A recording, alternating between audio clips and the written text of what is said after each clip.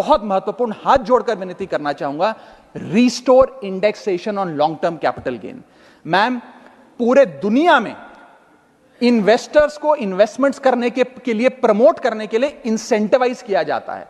इस देश में इंडेक्सेशन हटाकर हम इन्वेस्टर क्लास को डिस इंसेंटिवाइज कर रहे हैं इन्वेस्ट करने के लिए।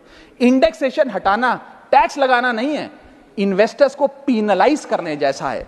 मैडम, मैं बताना चाहता हूं, inflation ravages the value of money.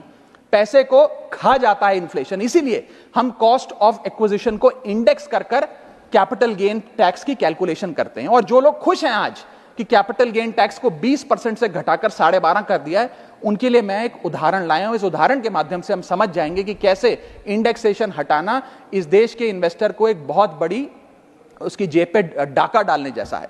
Madam, फर्ज करिए कि 2001 में आपने 1 करोड़ रुपए का एक मकान खरीदा।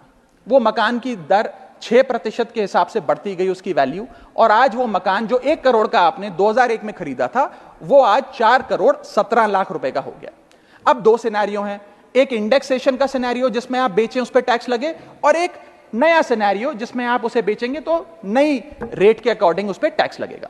मैं पहले पुराने सिस्टम के हिसाब से, इंडेक्सेशन वाले सिस्टम के हिसाब से उस पर कितना टैक्स लगेगा वो आपको बताना चाहता हूं। आज वो मकान जो आपने वर्ष 2001 में 1 करोड़ का खरीदा था, वो आप 4 करोड़ 17 लाख रुपए का बेचती हैं, तो आपकी सेल प्राइस 4 करोड़ 17 लाख, लेकिन आपकी purchase price, inflation adjusted indexed purchase price 1 crore नहीं, लगभग 3 करोड़ 60 लाख के आसपास आती है। यानी कि आपका sale price minus purchase price, जो प्रॉफिट ऑन सेल है, वो 54 लाख रुपए होता है। उस 54 लाख रुपए पर 20% के अकॉर्डिंग आप पे टैक्स लगता है। यानी कि इंडेक्सेशन वाले फॉर्मूले से आपको कुल टैक्स 10,80,000 रुपए देना पड़ता है। मैं राउंड ऑफ करके 11 लाख रुपए कहता हूं।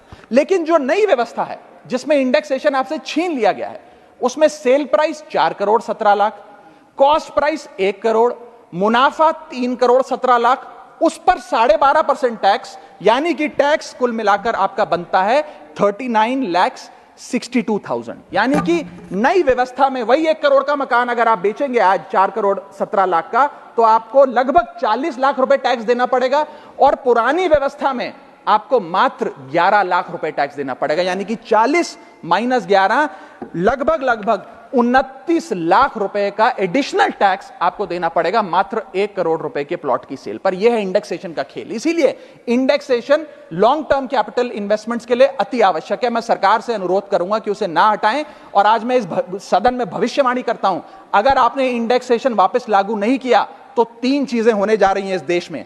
पहला, रियल एस्टेट में इन्वेस्टमेंट गिरने वाली है और लोग अपना ड्रीम होम कभी नहीं खरीद पाएंगे।